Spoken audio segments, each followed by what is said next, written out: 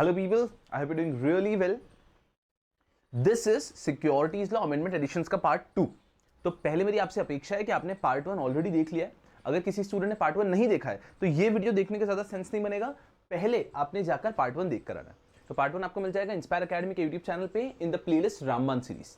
तो आप प्लेलिस्ट में जाएंगे तो आपको रामबान सीरीज करके प्लेलिस्ट मिलेगी, उसमें अपकमिंग अटेम्प्ट के लिए जितने भी अमेंडमेंट्स एडिशन है वो सब वहां पे कवर्ड है for all the subjects, right. और जिन सब्जेक्ट्स की बाकी है वो धीरे धीरे अपलोड हो रहे हैं। तो आपने पहले वो पार्ट ए देखना है, उसके बाद में पार्ट बी का लेक्चर देखने आना है। तो सिक्योरिटीज लॉ के अंदर अमेंडमेंट लेक्चर के अंदर securities law amendment lecture which is applicable for mainly this lecture has been recorded keeping in mind all the amendments and additions for new syllabus.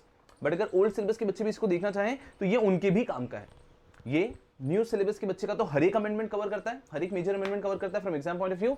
And अगर old syllabus का बच्चा है जो कि वो इंस्टीट्यूट ने एक भारी भरकम सी अमेंडमेंट फाइल दी है उससे पढ़ रहा है, तो उसके पहले अगर वो ये देख लेगा तो उसकी थोड़ी सी हेल्प हो जाएगी और वो पढ़ना उसके लिए आसान हो जाएगा। ठीक है, तो this is applicable for new syllabus as well as old syllabus. अब हम बात करते हैं हमने क्या क्या लास्ट लेक्चर में कवर कर लिया था। जहां जहां मैंने करेक्ट टिक कर रखा है, टिक टिक टिक टिक ये सब कवर कर रखा था, और ये जो सर्कल है वो हमारी चीजें बची हुई है। बस क्लियर है हम लोग, तो बहुत आराम से कंप्लीट हो जाएगा, कुछ हैवी है नहीं है। Without wasting any time let's start with the first topic for the day, that is indirect acquisition of control और शेयर्स। बहुत भारी टॉपिक है, पेज नंबर 11 पे आते हैं। चलो यारो,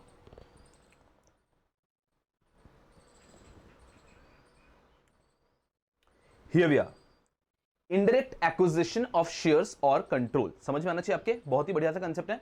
indirect acquisition of shares and control, focus करेंगे अच्छे से।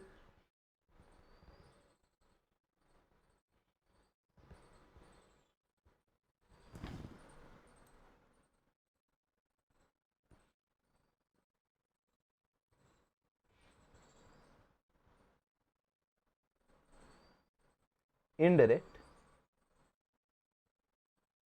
acquisition of shares और कंट्रोल, ये टॉपिक जो हमें पढ़ना है। इनडायरेक्ट एक्विजिशन समझना ध्यान से कि फंडा कैसा है, फंक्शन कैसे करता है। टेक ओवर कोड के अंदर हम बात करें, टॉपिक कौन सा चल रहा है, टेक ओवर कोड। सो टेक ओवर कोड में जो आप बहुत अच्छे से पढ़ चुके हैं वो है अबाउट डायरेक्ट एक्विजिशन। बहुत अच्छे से फोकस करना। टेक ओवर कोड में जो आप पढ़ चुके हैं that is about direct acquisition.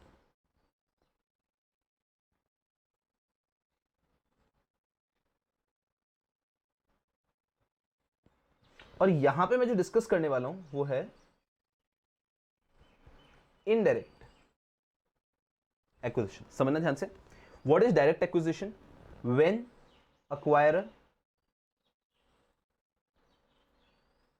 along with PAC, person acting in concert, when acquirer along with PAC acquires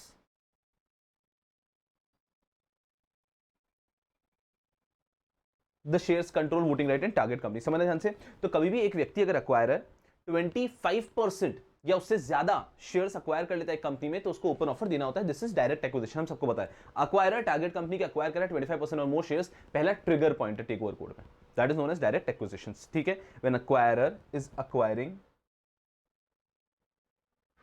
25% or more shares in the target company, acquirer has to first give an open offer।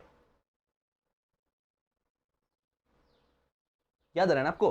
तो ये एक normal provision है takeover code का कि जब भी एक acquirer individual हो सकता है, कंपनी हो सकता है, कुछ भी हो सकता है, जब भी एक अक्वायरर किसी टारगेट कंपनी में उतने शेयर्स अक्वायर करे कि उसकी टोटल होल्डिंग 25% और मोर हो रही है तो वो उन्हें अक्वायर नहीं कर सकता जब तक वो पब्लिक को एक ओपन ऑफर नहीं दे देता। कहने का मतलब है, if at all I am mister A, I have 20% shares in a company and now I'm acquiring 5% shares in that company. So I cannot get those shares registered in my name up till I am giving an open offer. मेरे पास 20% share है, 5% और मैं acquire करना चाहता हूं तो ये aggregate holding 25% हो जाएगी ना, तो मुझे पहले first I will have to give an open offer because I am directly acquiring target company के अंदर। ठीक है, कोई तकलीफ? ये तो डायरेक्ट एक्विजिशन, ये तो आपके सिलेबस में पहले से कवर्ड है, कोई कंफ्यूजन नहीं। नया जो आपको टॉपिक पढ़ना है दैट इज इनडायरेक्ट एक्विजिशन। समझना ध्यान से क्या कह रहा हूं। इनडायरेक्ट एक्विजिशन का मतलब क्या है? ये है अक्वायरर, एग्जाम्पल ले लेते हैं, ये है टारगेट कंपनी, ये है अक्वायरर, ये है टारगेट कंपनी। अब इस बार क्या हो रहा है, acquirer along with person acting in concert, acquirer along with person acting in concert is acquiring shares of any company, A Limited. Understand very carefully. So acquirer is buying shares of A Limited. A Limited is already holding shares in the target company. तो example ले लेता हूं share holding का कि for example acquirer के पास target company के 10% shares हैं, acquirer के पास टारगेट कंपनी के ऑलरेडी 10% शेयर्स हैं। अक्वायरर ने अब ए लिमिटेड को अक्वायर कर लिया, अक्वायरर ने अब अपना कंट्रोल ए लिमिटेड पे ले लिया है। अब यहां पे कितने शेयर्स अक्वायर करता है ये रिलेवेंट नहीं, बस कंट्रोल आ गया है। अक्वायरर ने ए लिमिटेड में कंट्रोल कर लिया है और A limited is holding 20% shares in the target company. समझना ध्यान से, A Limited is already holding 20% shares in target company. Acquirer is already holding 10% shares in target company. क्या A Limited अभी तक A Limited target company का acquirer का कोई रिश्ता है? नहीं। फोकस करना अच्छे से यहाँ पे।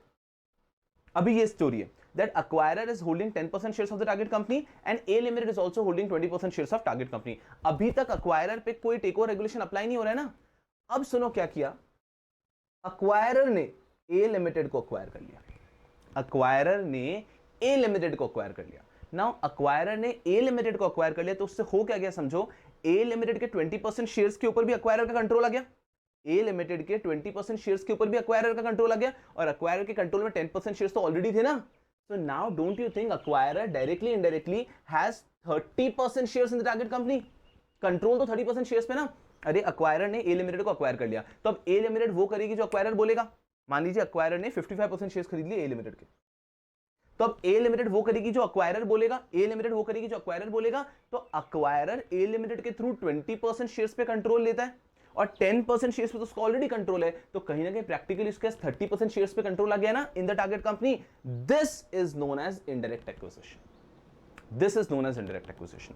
सो direct acquisition is this, direct acquisition is कि एक व्यक्ति डायरेक्टली कंपनी को अक्वायर कर ले, एक व्यक्ति डायरेक्टली कंपनी को अक्वायर कर लेता है। This is direct acquisition. Indirect acquisition is when a person is acquiring one company through which he is getting a control over the another company. This is known as indirect acquisition. I hope you're getting a fair idea about indirect acquisition. चलो focus करो। Provision क्या है? Provision है the concept of indirect acquisition of shares has been recognized under Regulation 5 of SEBI Takeover Regulation 2011. SEBI Takeover Regulation 2011 के अंदर Regulation number 5 के अंदर indirect acquisition की बात कही गई है। It explains, समझना ध्यान से, it explains indirect acquisition as the acquisition of shares, voting rights or control. Acquirer is acquiring shares, voting right or control in A Limited.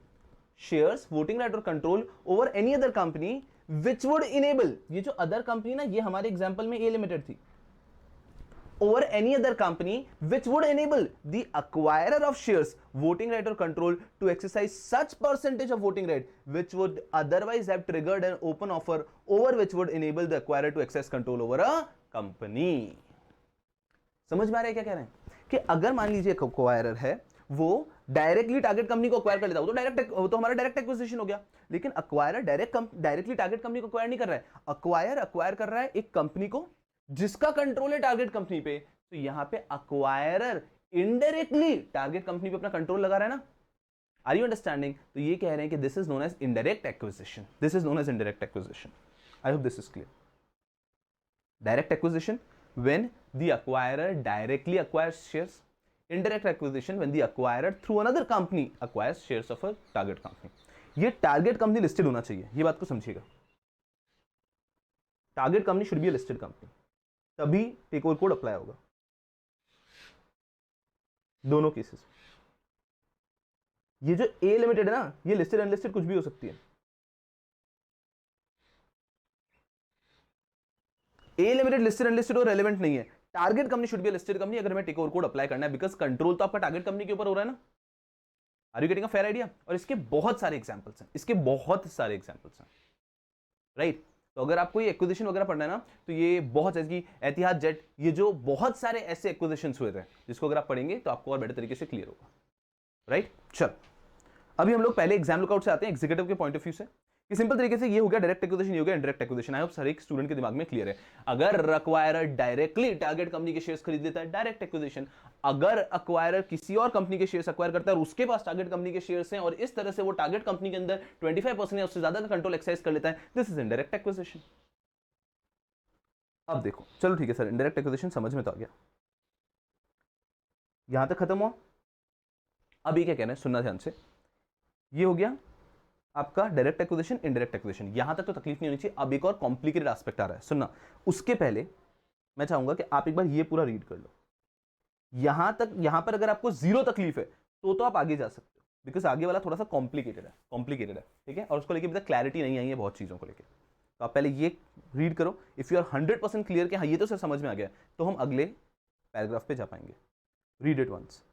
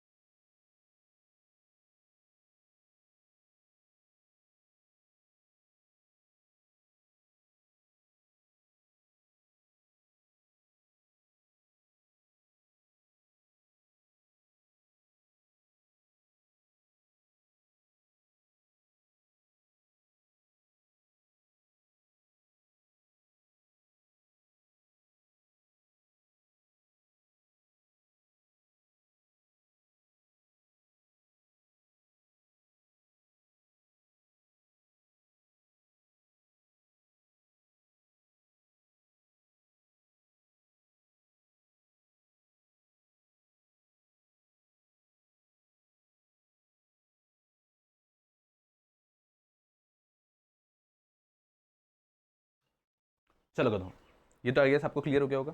Now the next concept is of deemed direct acquisition. और ये झाग concept, ये झाग concept है, मतलब ये generally इतना आसानी से दिल में उतरता नहीं है। एक बार कोशिश करके देखो क्या लिखा है, डीम्ड डायरेक्ट एक्विजिशन। कोशिश करके देखो, एक बार रीड करो, उसके बाद मैं be giving you fair idea about it. Read करके देखो।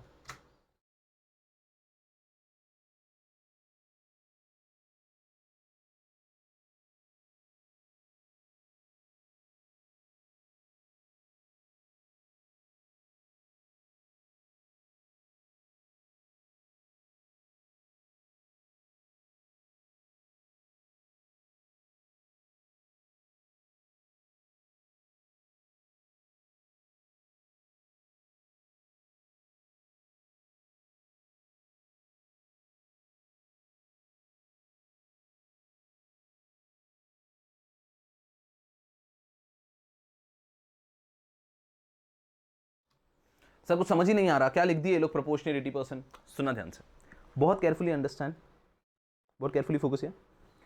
टेक ओवर कोड के अंदर हमने दो तरह से एक्विजिशन डिवाइड कर दिया, direct acquisition and indirect acquisition. समझ में क्लियर है? डायरेक्ट मतलब अरे अक्वायरर डायरेक्टली टारगेट कंपनी को अक्वायर करता है, डायरेक्ट एक्विजिशन। इनडायरेक्ट, अक्वायरर एक कंपनी को अक्वायर करता है और वो उसके पास टारगेट कंपनी के शेयर्स हैं, दैट इज इनडायरेक्ट एक्विजिशन।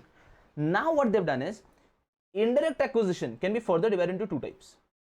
उन्होंने इनडायरेक्ट को भी दो में डिवाइड किया। समझना ध्यान से, इनडायरेक्ट को दो में डिवाइड किया है। इनडायरेक्ट में एक है डीम्ड डायरेक्ट एक्विजिशन और ये आ गया अदर एक्विजिशन।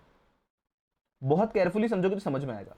मतलब मुझे नहीं लगता कि एग्जीक्यूटिव में वो एग्जाम में यहां तक इतना डेप्थ में जाएंगे, बट इवेंचुअली आपको समझ में आए तो अच्छा, बिकॉज प्रोफेशनल लेवल पे टेक ओवर कोड है ही नहीं आपका इतना डिटेल में। तो अगर यहीं पे अच्छे से समझ लिया तो बेस्ट है, फोकस करना अच्छे से। Deemed direct acquisition, other acquisition. उन्होंने कहा कि इनडायरेक्ट एक्विजिशन में भी कुछ एक्विजिशंस को जब आप किसी कंपनी के थ्रू अक्वायर कर रहे हो फिर भी हम उनको डायरेक्ट एक्विजिशन मानेंगे। समझ में आ रहा है कि नॉर्मली डायरेक्ट एक्विजिशन का मतलब क्या होता है, जब एक कंपनी खुद ही टारगेट कंपनी के शेयर्स खरीदती है उसे डायरेक्ट एक्विजिशन कहते हैं। उन्होंने कहा लेकिन नहीं, हम तो इनडायरेक्ट एक्विजिशन में भी कुछ चीजों को, इनडायरेक्ट एक्विजिशन के भी कुछ केसेस को हम डीम डायरेक्ट एक्विजिशन मानेंगे। इनडायरेक्ट एक्विजिशन के कुछ केसेस को हम डीम डायरेक्ट एक्विजिशन मानेंगे। फोकस करना अच्छे से। इनडायरेक्ट एक्विजिशन के कुछ केसेस को हम मानेंगे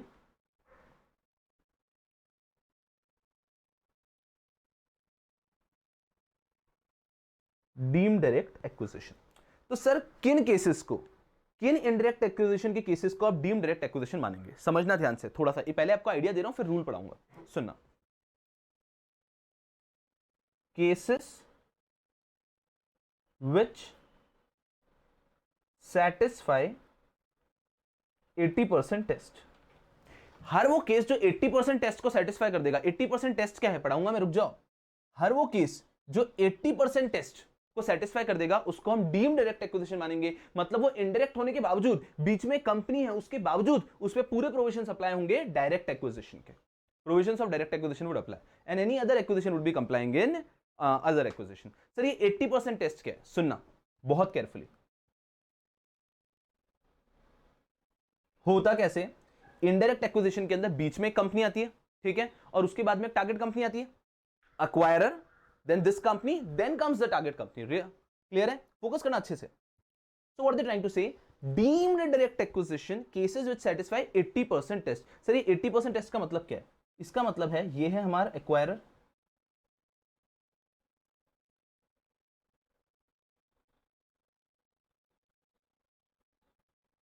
इसने किसी भी एक कंपनी के अंदर शेयर्स खरीदे, इस कंपनी को एक्वायर किया, इसके अंदर कंट्रोल वोटिंग राइट शेयर्स लिए हैं, एंड इस ए लिमिटेड ने के पास टारगेट कंपनी, इस ए लिमिटेड जो है, ये जो ए लिमिटेड है, इस ए लिमिटेड के पास शेयर्स हैं टारगेट कंपनी के। सो इसे इनडायरेक्ट एक्विजिशन कहते हैं कि acquirer has practically acquired target company. Understand very carefully. Rule ये है, if this target company is a very huge company, if this target company is very, थोड़ा आइडिया समझने की कोशिश करना, if the target company is very huge company that practically हमने ए limited को acquire किया है ताकि ये टारगेट कंपनी में ही हमारा एक्विजिशन हो। मतलब ये ए लिमिटेड टारगेट कंपनी जो है ना, हमने ए लिमिटेड को अक्वायर किया ताकि टारगेट कंपनी में हमारा एक्विजिशन हो। Target company is a really big company, तो उस केस के अंदर उसको डीम्ड डायरेक्ट एक्विजिशन के अंदर कवर कर लिया जाता है, जहां पे, सुनना ध्यान से, ये जो ए लिमिटेड का, सुनना ध्यान से, ए लिमिटेड का आप ले लो 3 चीजें। पहली ले लो आप ए लिमिटेड की नेट एसेट वैल्यू, फिर ले लो आप सेल्स टर्नओवर, फिर ले लो मार्केट कैपिटलाइजेशन। फोकस करना ध्यान से। ए लिमिटेड का अगर अपन ले लेते हैं पहले नेट एसेट वैल्यू, ए लिमिटेड का नेट एसेट वैल्यू जो है उसको अगर कंपेयर करते हैं हम, सुनना ध्यान से, टारगेट कंपनी के नेट एसेट वैल्यू से। ए कंपनी के, ए लिमिटेड के नेट एसेट वैल्यू को कंपेयर करना है टारगेट कंपनी के नेट एसेट वैल्यू से। ऑफ कोर्स ए लिमिटेड बड़ी होगी, ऑफ कोर्स ए लिमिटेड बड़ी होगी, ए लिमिटेड बड़ी है तो प्रिज्यूम कर रहे हैं हम लोग, ठीक है, ये हम प्रिज्यूम करें ए लिमिटेड बड़ी है। लेकिन अगर ए लिमिटेड का 80% भी किया हमने, सुनना, 80% ऑफ ए लिमिटेड्स एनएवी, बहुत केयरफुली समझो, बहुत केयरफुली समझो, 80% of NAV of A limited, एक तरफ क्या फिगर आएगा कि ए लिमिटेड के एनएवी का 80% और एक तरफ आएगा टारगेट कंपनी का एनएवी, एक तरफ आएगा टारगेट कंपनी का एनएवी। अब हमें इन दोनों को कंपेयर करना है, इन दोनों में से क्या ज्यादा है। देखो सुनो, ए लिमिटेड का एनएवी पूरा नहीं लिया, ए लिमिटेड का 80% एनएवी लिया और हमने टारगेट कंपनी का एनएवी ले लिया। अगर टारगेट कंपनी का NAV is more than 80% NAV of A limited, if target company's NAV is more than 80% NAV of A limited, इसका मतलब है, आप ये समझो प्रैक्टिकली, इसका मतलब क्या हुआ कि A लिमिटेड मान लो 100 करोड़ है, A लिमिटेड का NAV है 100 करोड़, एग्जांपल लो 100 करोड़ है, टारगेट कंपनी का NAV कितना है 90 करोड़, तो ये सेटिस्फाई हो जाएगा ना। 80% ऑफ 100 करोड़ इज 80 करोड़ और ये क्या हो गया 90 crore. Yes 90 crore is more than 80 crore, मतलब समझो प्रैक्टिकली, अरे ए लिमिटेड का एनएवी कितना है 100 करोड़ और टारगेट कंपनी का एनएवी कितना है 90 करोड़। तो इफेक्टिवली, सुनना ध्यान से, अक्वायरर ने टारगेट कंपनी को अक्वायर करने के बजाय अक्वायर किया ए लिमिटेड को। ये तो दोनों बराबर की कंपनी है, टारगेट कंपनी बहुत बड़ी कंपनी है, तो प्रैक्टिकली अक्वायरर को अक्वायर करना था टारगेट कंपनी को ही, तो उसने सिर्फ ए लिमिटेड को रूट बनाया ताकि शायद वो टेक ओवर कोड से बच सके। उन्होंने कहा नहीं नहीं नहीं, इसको तो हम डायरेक्ट एक्विजिशन ही मानेंगे, जहां पे target company is a big company. देखो बड़ी कंपनी ना, अरे ए लिमिटेड के टक्कर की ऑलमोस्ट, ए लिमिटेड के टक्कर की ऑलमोस्ट। रूल उन्होंने दे रखा है कि ए लिमिटेड का, जिसके थ्रू आप कर रहे हैं, उसका 80% ऑफ एनएवी को कंपेयर करेंगे आप 100% of NAV of target company से, और अगर टारगेट कंपनी की एनएवी ज्यादा है तो इसको माना जाएगा हमारा डीम्ड डायरेक्ट एक्विजिशन। वहीं या तो एनईवी के रूल को सेटिस्फाई कर दो, 80% रूल को। सर एनईवी के अलावा कोई और रूल है? यस, 80% ऑफ सेल्स टर्नओवर को कंपेयर कर दो sales turnover of the target company से। नहीं, टारगेट कंपनी का sales turnover is more than 80% of sales turnover of the middle company, तो भी डीम्ड डायरेक्ट एक्विजिशन। और लास्ट में सुनना 80% ऑफ मार्केट कैपिटलाइजेशन, और यहां पे कंपेयर करेंगे मार्केट कैपिटलाइजेशन से। आप अंडरस्टैंड, तो यहां पे मार्केट कैपिटलाइजेशन की जगह आप एंटरप्राइज वैल्यू भी ले सकते हो, ऐसा क्लियर है हमारा। तो अगर 80% टेस्ट समझ में आ रही है, अब देखो कैसा है, इसका थोड़ा सा एक level high, this is the best you'll be able to understand, ठीक है ना। तो ये आपका एक ऐसा है कि you'll get a very fair idea about it। तो इसके अंदर जाना चाहे तो और डेप्थ में जा सकते हैं। there were a lot of reasons जिसके कारण ये वाला प्रोविजन लेकर आना पड़ा, बिकॉज बहुत सारी कंपनीज क्या कर रही थी, डायरेक्ट एक्विजिशन और इनडायरेक्ट एक्विजिशन के कुछ प्रोविजंस में डिफरेंस है। अगर आप डायरेक्ट एक्विजिशन करते हैं तो प्रोविजन स्ट्रिक्ट है, अगर आप डायरेक्ट एक्विजिशन करते हैं तो प्रोविजंस स्ट्रिक्ट हैं, और अगर आप इनडायरेक्ट एक्विजिशन करते हैं तो प्रोविजंस कंपैरेटिवली लीनियंट हैं। तो बहुत लोग क्या कर रहे थे, चलो डायरेक्ट हमें अक्वायर तो उसी कंपनी को करना है, तो एक काम करते हैं ना, इस कंपनी के रूट से कर लेते हैं तो हम बच जाएंगे उन प्रोविजन से। तो लॉ ने कह दिया नहीं, these provisions are deemed direct acquisitions, जहां पे 80% test is satisfied. If 80% test is satisfied then it is said to be deemed direct acquisition. 80% test satisfied है या नहीं, ये चेक करना है डीम्ड के लिए। अब सर अदर एक्विजिशन में क्या होगा, अदर एक्विजिशन में बहुत सारे एक्विजिशन हो सकते हैं, समझना ध्यान से। कैसा, ये एक्वायरर है,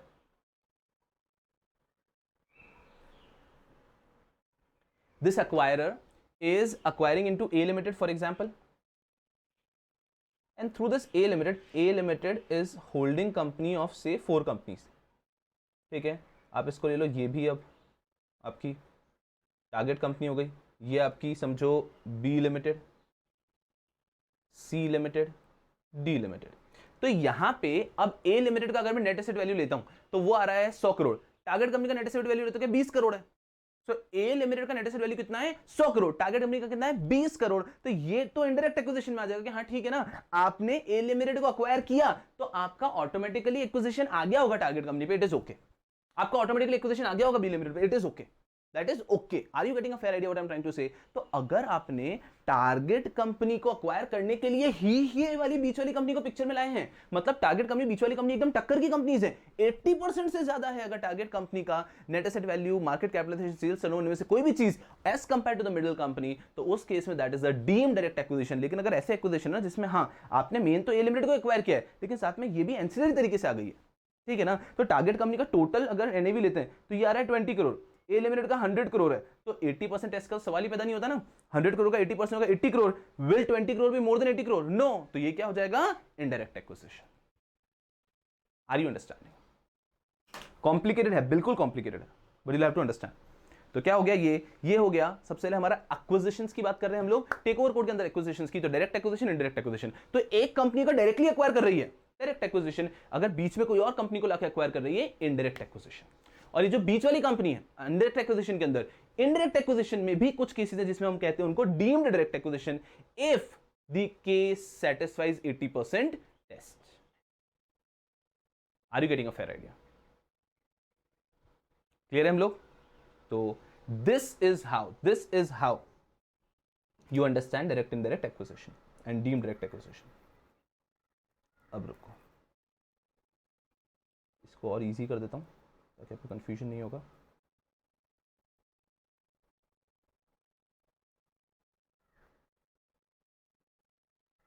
फोकस करना।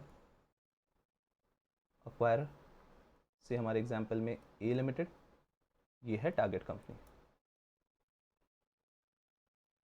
हम एनएवी लगा रहे हैं सबका, तो एनएवी इसका है 100 करोड़, इसका एनएवी है 20 crore.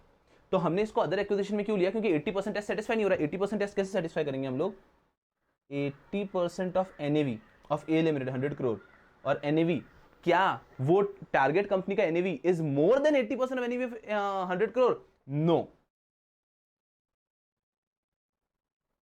This condition is not satisfied and hence it falls, it does not fall under deemed direct acquisition और ये other acquisition में आ जाएगा।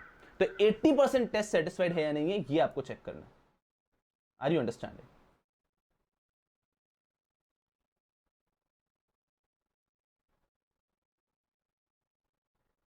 80% test is not satisfied, hence not a deemed direct acquisition. Are you understand? तो आपके लिए simple हो गया।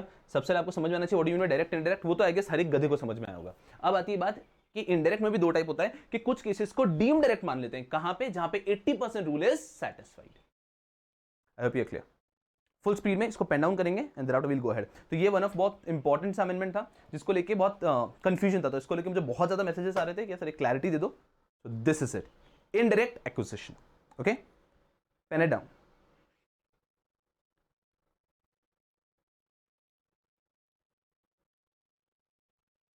ठीक है, पेन डाउन करो फुल स्पीड में।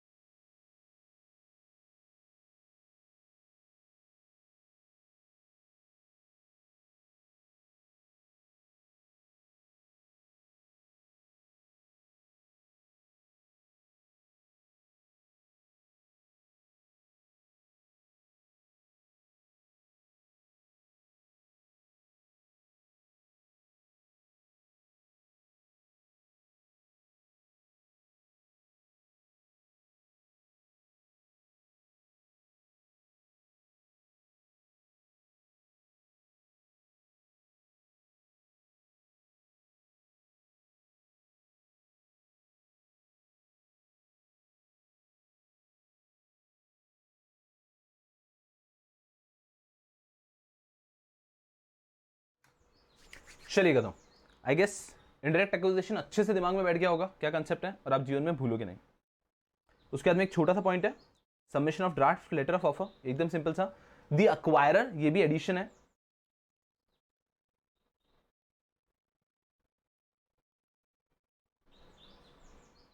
Yes, submission on draft letter of offer. the acquirer shall submit a draft letter of offer to SEBI within 5 working days from the date of detailed public announcement along with non-refundable fees as applicable. कि जब भी आप पे take over code applicable होगा और आपको एक public को ओपन ऑफर देना होता है, ओपन पब्लिक ऑफर देना होता है। आई गेस ये तो सबको क्लियर है, हर एक स्टूडेंट जो ये लेक्चर देख रहा है उसने एक बार तो टेक ओवर कोड अच्छे से पढ़ाई है, तो उसके दिमाग में ये क्लियर है कि टेक ओवर कोड में ओपन ऑफर कब देना होता है। 2 ट्रिगर पॉइंट होते हैं, एक when you acquire shares in aggregate 25%, means say for example I already had 20% shares और मैंने 5% शेयर 6% शेयर्स और अक्वायर कर लिए, सो मेरी टोटल होल्डिंग 25% या उससे ज्यादा हो गई है। So when any acquirer acquires such number of shares that his aggregate holding touches 25%, right, or exceeds 25%, he has to give an open offer.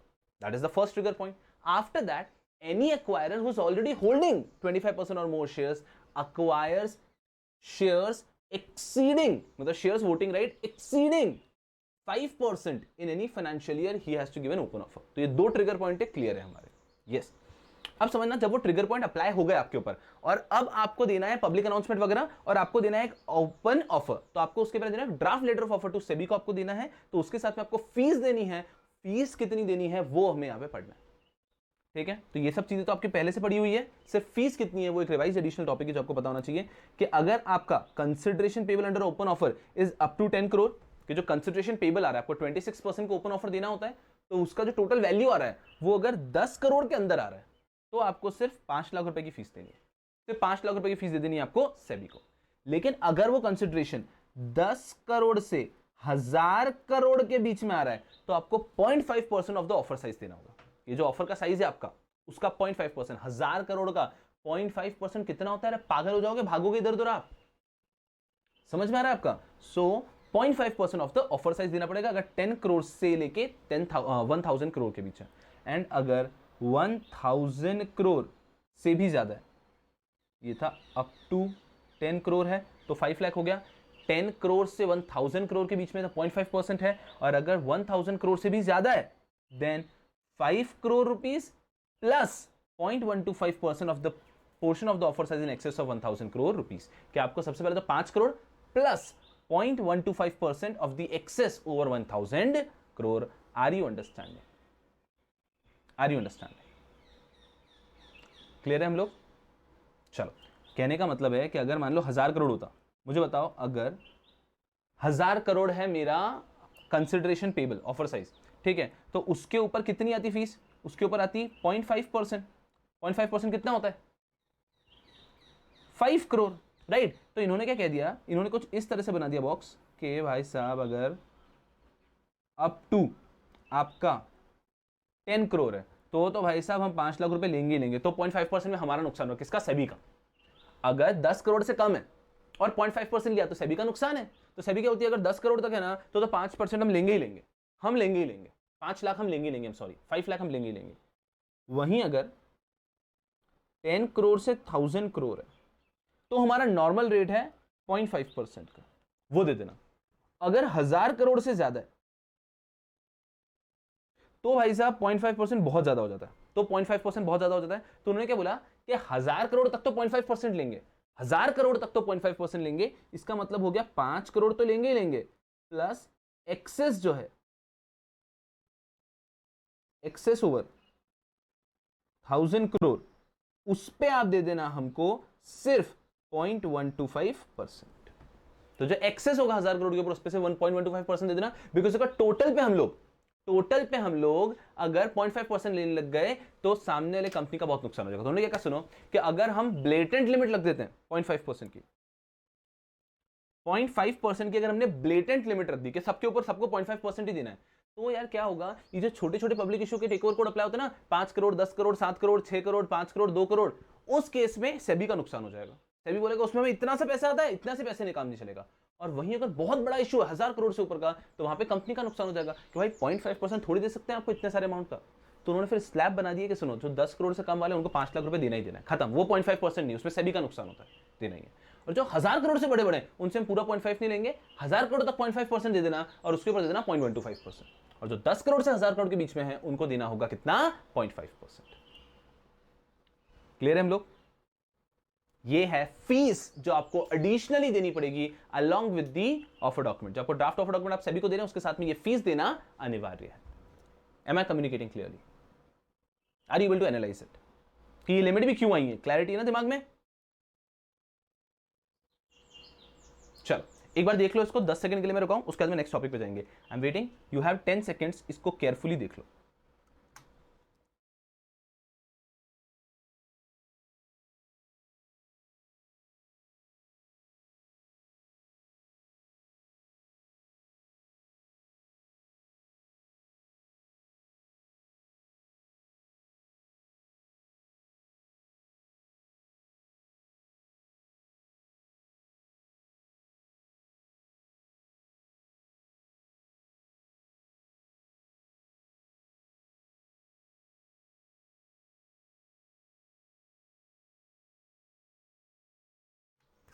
चलिए यारो, ये भी डन हो गया अच्छे से। नाउ ये सारी चीजें हमने कर ली थी लास्ट लेक्चर में। अब हमें ये इन्फॉर्मेंट इंसेंटिव रिवॉर्ड वाला स्कीम पढ़ना है। सुना ध्यान से, ये क्या है? अभी जो 2 टॉपिक्स पढ़े हो तो क्लियर होंगे I guess. Now the third topic is insider trading के अंदर एक नई स्कीम ऐड हुई की है उन्होंने मॉड्यूल के अंदर, जिसके अंदर एक the name of the scheme is informant incentive and reward scheme. ठीक है, इसमें क्या होता है कि अगर कोई भी व्यक्ति सेबी को लाके कुछ इंफॉर्मेशन देता है कि किसी तरह का इनसाइडर ट्रेडिंग वायलेशन होने वाला है या हुआ है, तो उसको लेकर अगर कोई भी इंफॉर्मेशन देता है हमें आके, तो हम उसको रिवॉर्ड देते हैं। तो ये that is the scheme informant incentive and rewards. ठीक है, अच्छी स्कीम है, बहुत ही बेहतरीन है, ताकि if at all any person gets to know कि हाँ यार ये यहाँ पे इनसाइडर ट्रेडिंग हो रहा है, so the person will take an effort to inform SEBI. So that अगर सेबी को इन्फॉर्म कर दिया, तो कहीं ना कहीं उस व्यक्ति का भी फायदा है। क्लियर है कि उसको रिवॉर्ड मिलेगा। So this is how it is, so that हम लोग पकड़ सके इनसाइडर ट्रेडिंग के केसेस को। स्कीम क्या कहती है, पहले कुछ डेफिनेशन है, इसको बाद में एंड में देखेंगे। हम यहां से स्कीम को स्टार्ट करते हैं, उसके पहले कुछ डेफिनेशन है। यहां से स्टार्ट होती है scheme. Submission of original information to the board. Understand very carefully what are they trying to say? An informant. Informant कौन होता है? वो व्यक्ति जो लाके आपको इंफॉर्मेशन दे रहा है। An informant shall submit original information. वो आपको देगा कुछ ओरिजिनल इंफॉर्मेशन। इसका मतलब है कि कोई इंफॉर्मेशन जो पहले से सेबी के पास है वो लाके अगर आप दे रहे हैं तो वो नहीं, कोई अगर पहले से न्यूज में आ चुकी है वो लाके आप सेबी को दे रहे हैं तो नहीं, तो कोई रिवॉर्ड नहीं मिलेगा। Information has to be original. खैर इसकी पूरी डेफिनेशन भी है ऊपर। तो इन्फॉर्मेंट अगर हमारे पास में आता है गुपचुप तरीके से और कोई ओरिजिनल इंफॉर्मेशन देता है by furnishing the voluntary information disclosure form. There is a form, voluntary information disclosure form. इस फॉर्म को भरते हुए अगर वो हमें कोई इंफॉर्मेशन लाके देता है to the office of informant protection.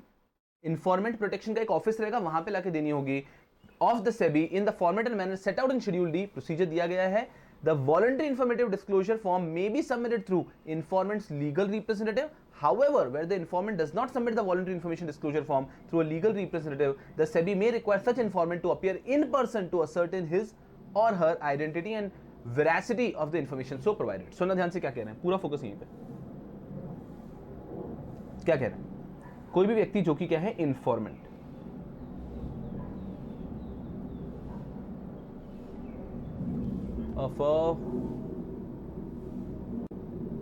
जाने दो इनको।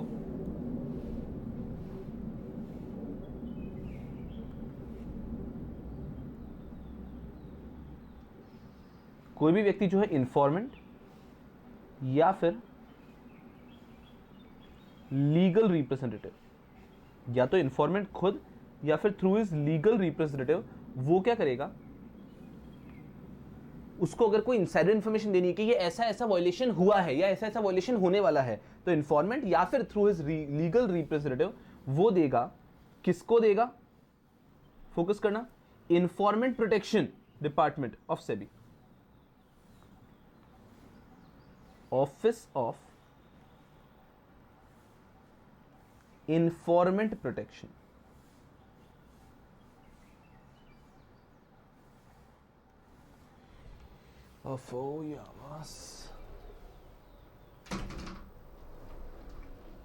Yes, people. Office of Informant Protection. Hold. Yes, people. So, Office of Informant Protection, SEBI का ऑफिस है ये। सेबी का जो ऑफिस है इसे देगा वो इंफॉर्मेशन। ठीक है, इंफॉर्मेशन किस में देगा? फॉर्म में देगा। कौन से फॉर्म में देगा? देखो, voluntary information disclosure form, voluntary information disclosure form,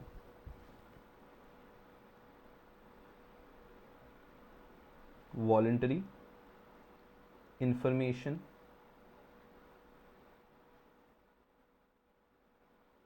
disclosure form. तो कोई भी इंफॉर्मेंट या थ्रू अ लीगल रिप्रेजेंटेटिव वो दे सकता है वॉलंटरी इंफॉर्मेशन डिस्क्लोजर फॉर्म में office of इंफॉर्मेंट protection of SEBI कि ये देखो ये इनसाइडर ट्रेडिंग हुआ है या इनसाइडर ट्रेडिंग होने वाला है। ठीक है, चलो। Explanation: where any information pertaining to any violation of the securities law is received in a manner not in accordance with the manner provided under these regulations, SEBI may require such information to be filed with it in accordance with these regulations। Simple है कि SEBI बोलेगा कि हमारा जो schedule D का format है उसी तरीके से आपको सबमिट करना है। आप सिंपल एक लेटर वगैरह देके सबमिट नहीं कर सकते। अगर आप लीगल रिप्रेजेंटेटिव के थ्रू कर रहे हो तो कुछ पॉइंट आ जाएंगे दैट द लीगल रिप्रेजेंटेटिव शैल, एक आइडिया दे रहा हूं बस आपको क्या क्या करना होगा। Verify the identity and contact detail of the informant, informant की जो आइडेंटिटी है कॉन्टैक्ट डिटेल वो बताना होगा कि ये एक्चुअल इन्फॉर्मेंट है, मैं उसका लीगल रिप्रेजेंटेटिव हूं। Unless otherwise required by SEBI maintain confidentiality of the identity and existence of the informant including the original voluntary information disclosure form. कि जो लीगल रिप्रेजेंटेटिव आया है उसको सबसे पहले इन्फॉर्मेंट की डिटेल दिखाने सेबी को, फिर पूरा कॉन्फिडेंशियल रहना है with respect to informant as well as the information. जो इन्फॉर्मेशन आ रही है वो भी एकदम कॉन्फिडेंशियल रखनी है और इन्फॉर्मेंट के बारे में भी कॉन्फिडेंशियल रखना है। ठीक है। Undertake and certify that he she, legal representative खुद को सर्टिफाई करेगा that he has reviewed the completed and signed voluntary information disclosure form for completeness and accuracy and that the information contained therein is true, correct and complete to the best of his knowledge। कि भाई साहब यहाँ पे जो लिखा हुआ है it is best of my knowledge, कि मेरे नॉलेज के हिसाब से बेस्ट जो है वो यहाँ पे लिखा हुआ है। He has obtained a irrevocable consent from informant, कि इन्फॉर्मेंट से एक irrevocable consent ले लिया है कि भाई साहब वो बाद में ये नहीं बोलेगा कि नहीं नहीं मैंने तो ऐसा कुछ कहा ही नहीं था। तो एक irrevocable consent चाहिए इन्फॉर्मेंट से to provide to the board with original information disclosure form. Clear है ना, वॉलंटरी इंफॉर्मेशन डिस्क्लोजर फॉर्म कि यार या तो व्यक्ति खुद आके दे दे तो इशू नहीं, अगर लीगल रिप्रेजेंटेटिव को भेज रहा है तो साथ में कंसेंट फॉर्म भी लगेगा। ठीक है। agrees to be legally obligated to provide the original voluntary information disclosure form within 7 calendar days of receiving such request from SEBI। तो आपको ये 7 दिन के अंदर सबमिट कर देना है। उसके बाद में submit to the SEBI the copy of the voluntary information disclosure form in the manner provided in schedule D वगैरह वगैरह के उस जो प्रोसीजर है उसके हिसाब से सबमिट कर देना है। ठीक है। हमने क्या सीखा अभी तक? हमने अभी तक इतनी सी चीज सीखी कि इन्फॉर्मेंट खुद या थ्रू अ लीगल रिप्रेजेंटेटिव अगर वो चाह रहे तो कंसेंट फॉर्म देना है, वॉलंटरी इंफॉर्मेशन डिस्क्लोजर फॉर्म दे सकता है office of informant protection of SEBI को कि भाई ये इनसाइडर ट्रेडिंग का डिफॉल्ट हो रहा है।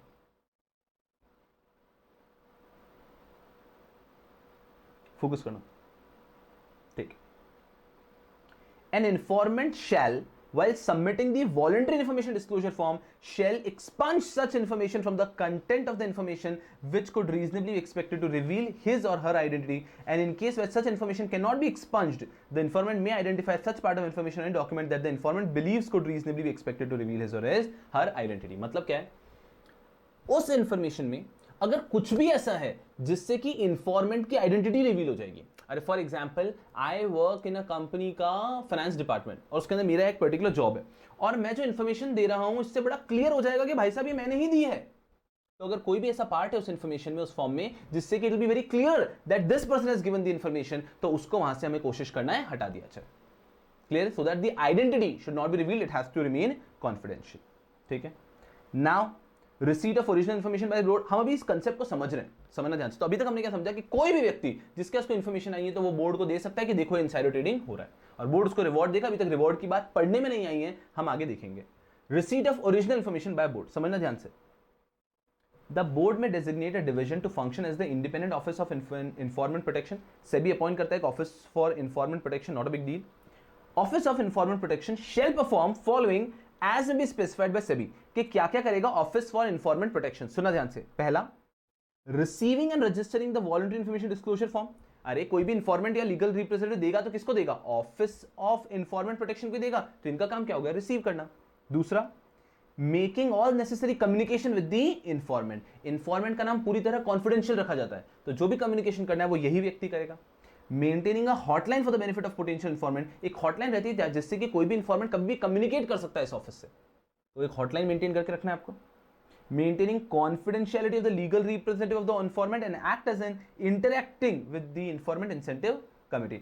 Act as an interface between the informant and the officer of SEBI. वही मैं देखूं क्या हो गया, सुना ध्यान से। तो आपको कॉन्फिडेंशियली मेंटेन करना है और आपको एक पूरा इंटरफेस की तरह काम करना है इन्फॉर्मेंट और सेबी का। तो ये जो ऑफिस है, इन्फॉर्मेंट से लेकर सेबी के बीच में जो भी हो रहा है वो काम करेगा, ताकि सेबी किसी को भी पता नहीं चलेगा कि ये इन्फॉर्मेंट कौन है, पूरा कॉन्फिडेंशियल रखा जाएगा।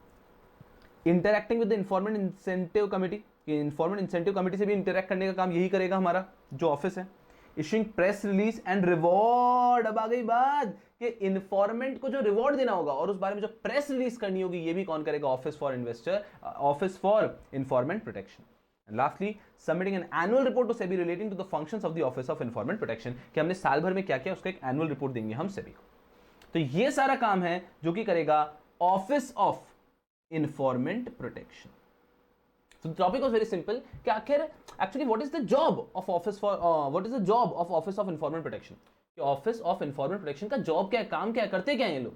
तो उसको लेके हमें पता चला कि आखिर ये करते क्या है। अभी क्लियर, एकदम सिंपल एंड इजी है।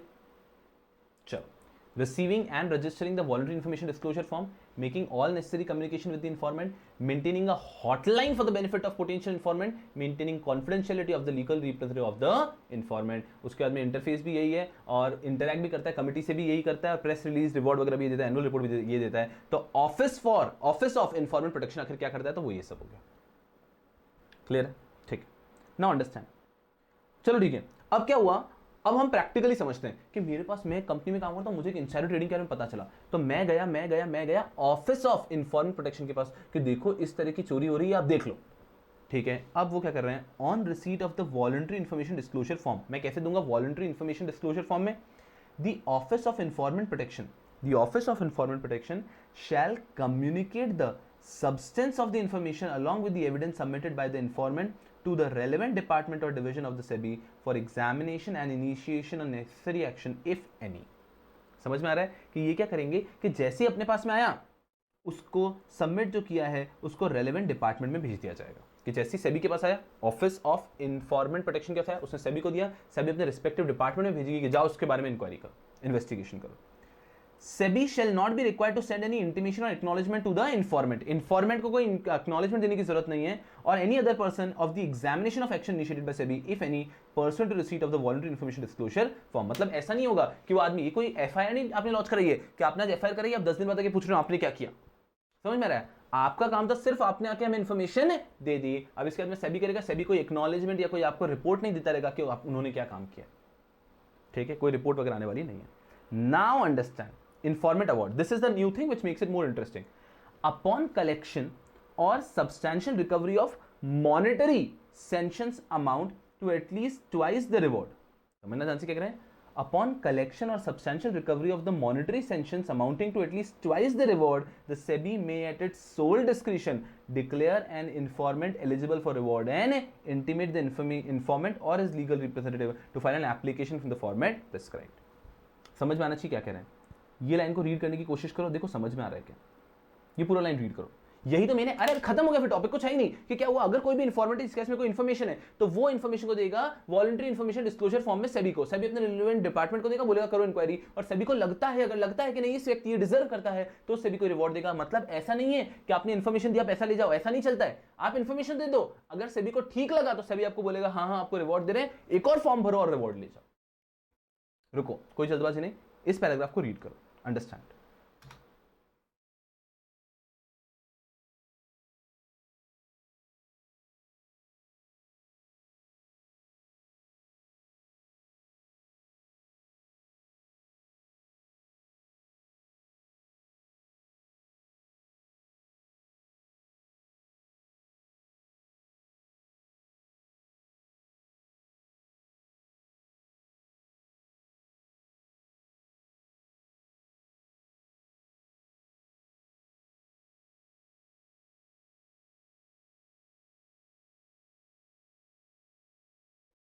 Yes, people. Yes, people. Just a minute.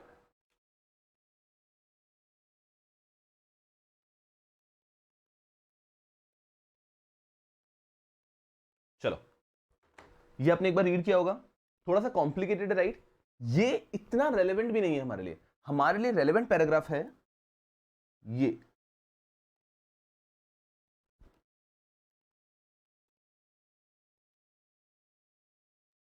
ये हमारे लिए ज्यादा रेलेवेंट है और ये हमें क्या एक्सप्लेन कर रहा है, ये हमें एक्सप्लेन कर रहा है मैक्सिमम रिवॉर्ड पेबल।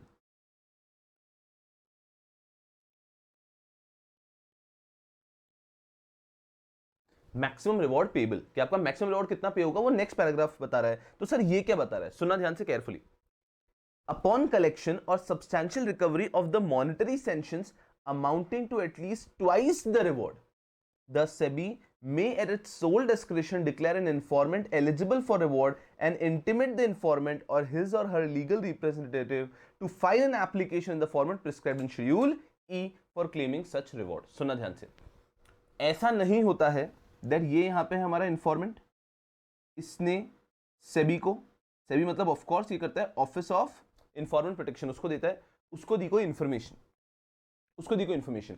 तो ऐसा कतई नहीं होता है कि बदले में ये लोग दे देते हैं रिवॉर्ड, नहीं ऐसा नहीं होता। सुनना ध्यान से, हमने दी एक information in the given particular, इस इंफॉर्मेशन में हम लोग एक्सपेक्टेड रिवॉर्ड डाल देते हैं कि हम इतने रिवॉर्ड की अपेक्षा करते हैं,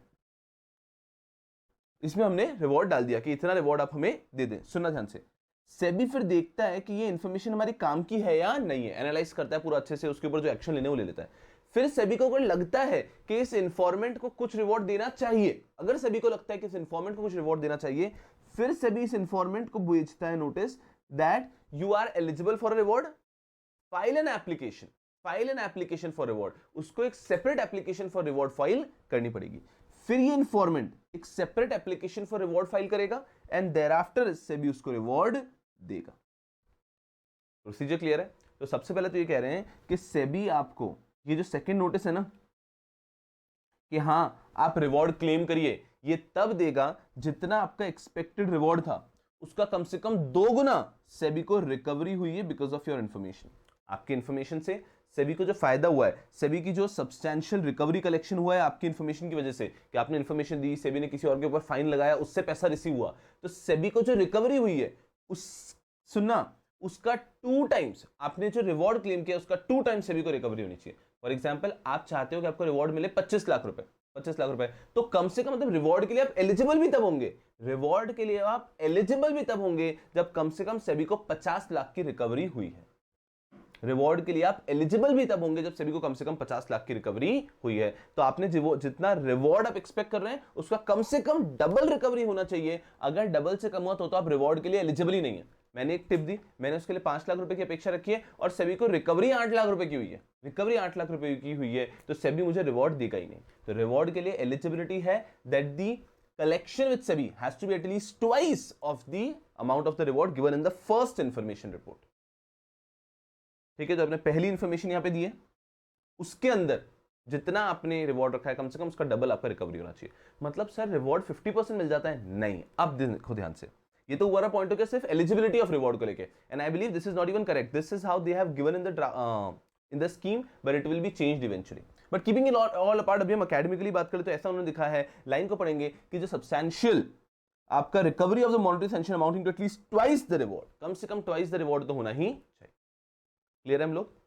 अब ये तो बताया एलिजिबिलिटी फॉर रिवॉर्ड, ये उन्होंने क्या बताया? सिर्फ एलिजिबिलिटी फॉर रिवॉर्ड। फोकस करना अच्छे से।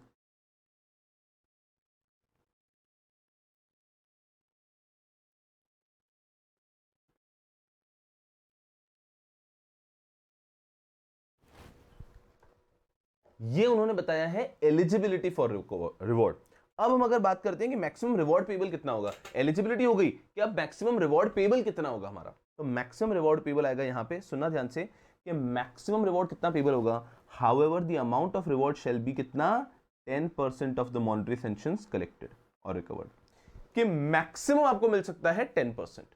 आपने आपकी इंफॉर्मेशन की वजह से सेबी मान लीजिए 8 लाख रुपए रिकवर कर पाई है, तो आपको मैक्सिमम मिल सकता है 80,000 रुपीज। तो maximum reward could be how much, 10%। अभी clear? The maximum reward payable could be maximum higher and पे 10%। और इस पे भी एक अपर लिमिट है, कितनी, 1 करोड़ की, and shall not exceed rupees 1 crore.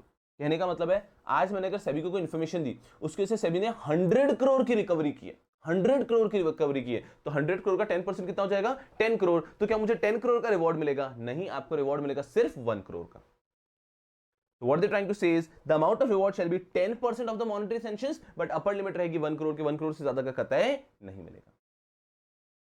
I hope it's clear. अगर आप चाहें तो आपको एक इंटरिम रिवॉर्ड भी मिल सकता है, but not exceeding 10 lakh rupees, right. तो मतलब कहने का मतलब क्या, इंटरिम रिवॉर्ड का मतलब क्या, जनरली रिवॉर्ड मिलता है पूरी उनकी प्रोसीडिंग होने के बाद, लेकिन अगर सभी चाहे कि चलो इसने इतनी अच्छी इन्फॉर्मेशन दी है, फाइनली आपको रिवॉर्ड तो मिलेगा ही, ये हम आपको एक इंटरिम रिवॉर्ड और दे रहे हैं। इंटरिम रिवॉर्ड दे रहे हैं फाइनल रिवॉर्ड के पहले, ये भी 1 करोड़ 10% की लिमिट में इंक्लूड होता है। क्लियर है हम लोग? तो आपका एक इंटरिम रिवॉर्ड भी आपको दिया जा सकता है फाइनल डिसीजन के पहले। If in case more than one informant jointly provide the original information, कि अगर जो ओरिजिनल इन्फॉर्मेशन है बहुत लोगों ने जॉइंटली दी है तो उन सब के ऊपर मिलाकर ये लिमिट है, और ये पूरा जो भी उनका कॉन्ट्रीब्यूशन का जो रिवॉर्ड होगा उस सब में इक्वली डिवाइड हो जाएगा। सर ये पैसा आता कहां से रिवॉर्ड का? रिवॉर्ड का पैसा आता है, the reward under these regulation shall be paid from the investor protection and education fund. आपने पढ़ाई होगा इन्वेस्टर एजुकेशन प्रोटेक्शन फंड के बारे में, वहां से पैसा आता है और इन लोगों को रिवॉर्ड के तौर पे मिलता है। क्लियर है हम लोग? चलो फिर आता है determination of amount of reward. ठीक है, इन्होंने कहा कि कैसे डिटरमिन किया जाएगा, जैसे सेबी ने बोला वैसे डिटरमिन किया जाएगा। The amount of reward if payable shall be determined by SEBI. तो सेबी इसको डिटरमिन करेगा जैसे सेबी को ठीक लगता है उसके हिसाब से। While determining the amount of reward, the SEBI may specify the factors that may be taken into consideration by the Informant Incentive Committee. कि उसको जब आप डिटरमिन कर रहा है सेबी डिटरमिन करेगा, तो सेबी कंसिडर करेगा इन्फॉर्मेंट इंसेंटिव कमेटी ने जो कहा उन फैक्टर्स को, तो इनको ध्यान में रखते हुए फाइनल आपका अवार्ड डिटरमिन किया जाएगा। अब ध्यान से समझना, थर्ड पॉइंट इंपॉर्टेंट है। An informant may be eligible for a reward whether or not he reported the matter to his organization as per the internal legal and compliance procedure। अभी तक तो यहां से रखना, समझ में आ रहा है क्या कह रहे हैं?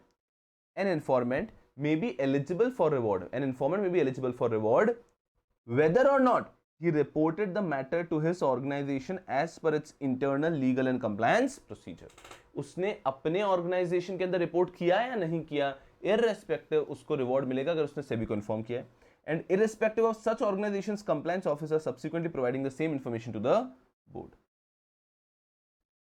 Are you understanding? कहने का मतलब है, मैं एक एक्स लिमिटेड के अंदर काम करता हूँ, वहां पे मुझे कुछ इनसाइडर ट्रेडिंग होती हुई दिख रही है, तो मेरे पे बेसिक ड्यूटी लॉ ने रखी गई कि मुझे मेरे इंटरनल कमेटी को बताना है कि हाँ यहाँ पे गलती हो रही है।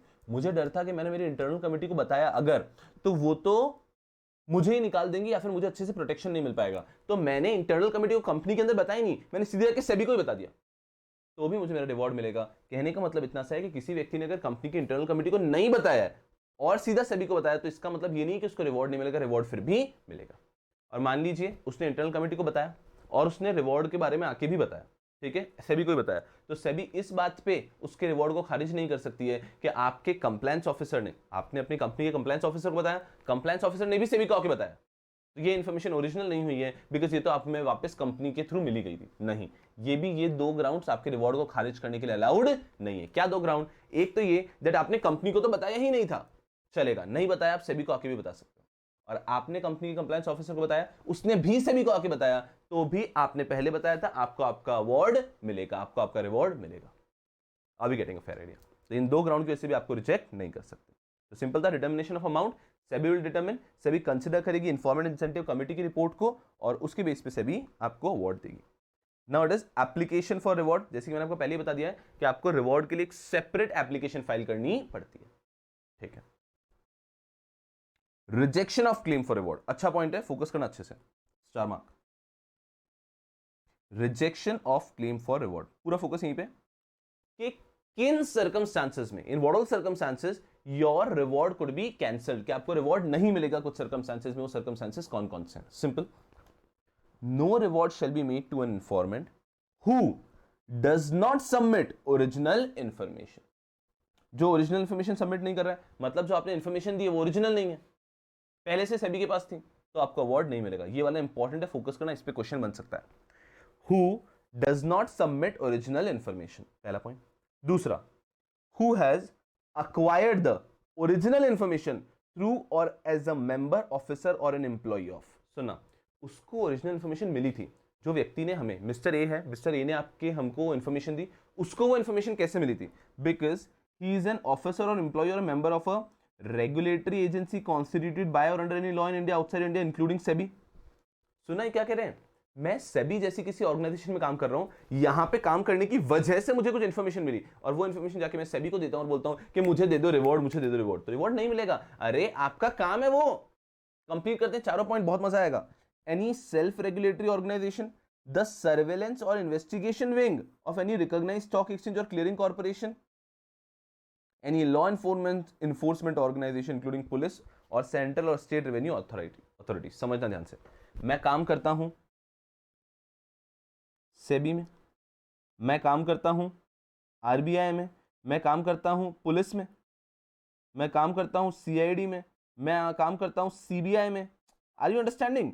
मैं ऐसे किसी भी जगह पे काम करता हूं जहां पे काम करने की वजह से मुझे एक ऐसी इंफॉर्मेशन मिली। I was working there, that is why I got a information. अब मैं सोच रहा हूं यार ये इंफॉर्मेशन मैं मेरे रेगुलर काम में यूज में लूंगा, उससे तो बेटर है सेबी को देता हूं ना। सेबी को अगर मैंने वो इंफॉर्मेशन दी तो मुझे तो क्या मिलेगा? Reward. So if at all a person during his office, because of his office in police, CID, CBI, SEBI, RBI, इनमें से कहीं पे भी वो काम कर रहा है, उसको कोई इन्फॉर्मेशन मिली, तो rather than using that information in his office, he is giving this information to SEBI कि हाँ वहां से तो रिवॉर्ड मिलेगा। तो ऐसे व्यक्ति को रिवॉर्ड नहीं मिलेगा, बिकॉज ये तो आपकी ड्यूटी है। अगर नॉर्मल व्यक्ति आके हमें दे रहा है तो बात अलग है, लेकिन ये तो आपकी ड्यूटी थी ये काम करना, तो आपको रिवॉर्ड नहीं मिलेगा। मैं क्लियर? तो इनमें से कोई व्यक्ति आगे तो उसको रिवॉर्ड नहीं मिलेगा।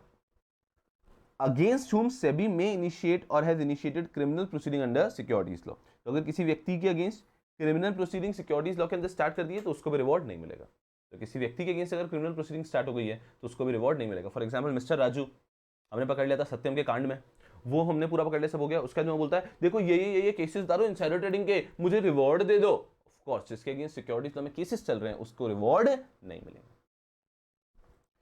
सुनना, who willfully refused to cooperate with SEBI during its course of investigation, inquiry, audit, examination or other proceedings under securities law।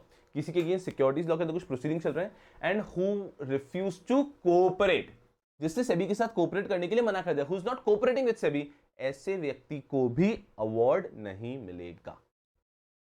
Clear है हम लोग? तो ऐसे व्यक्ति को भी अवार्ड नहीं मिलेगा जो सेबी के साथ कोऑपरेट ही नहीं कर रहा है।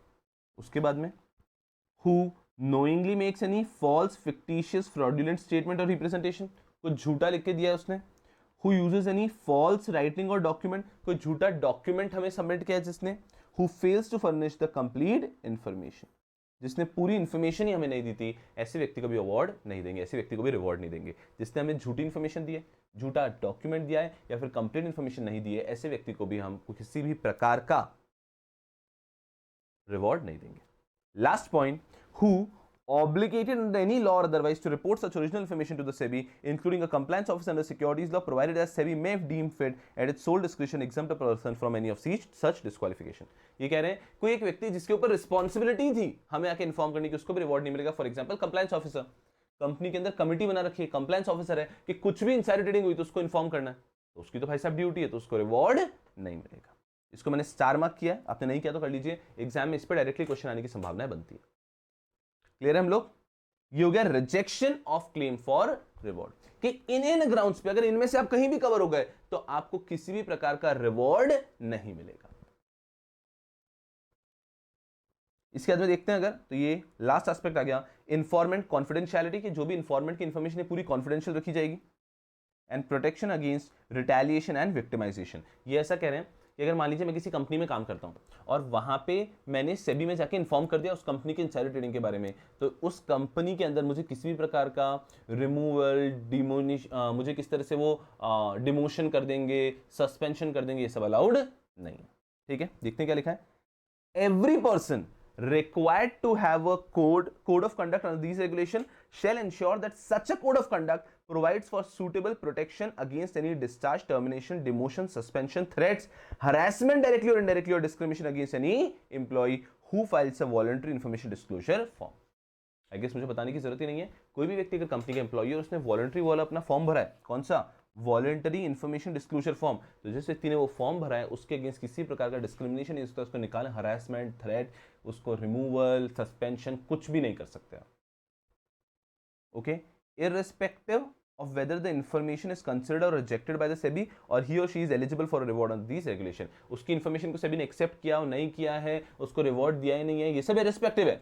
कोई भी व्यक्ति सेबी के पास आया है और इस कारण से आप उसके अगेंस्ट अगर कोई एक्शन ले रहे हैं तो that is not allowed under law. Next, nothing in these regulations shall prohibit any informant who believes that he or she has been subject to retaliation or victimization by his employer from approaching the competent court। फिर भी अगर किसी employee को लगता है कि उसके साथ गलत हुआ है, कि उसके साथ में विक्टिमाइजेशन हो रहा है, उसके साथ में गलत कर रहा है उसका एम्प्लॉयर, तो वो किसी भी कोर्ट में जा सकता है।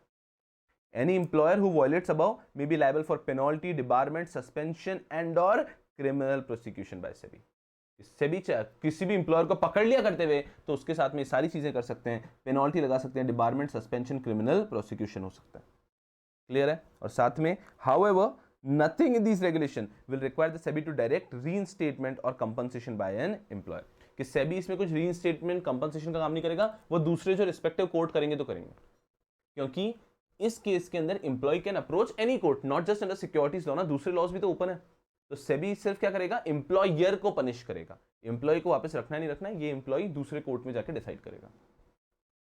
Nothing in these regulations shall be diminishing the right and privileges of or remedies available to any informant under any other laws in force।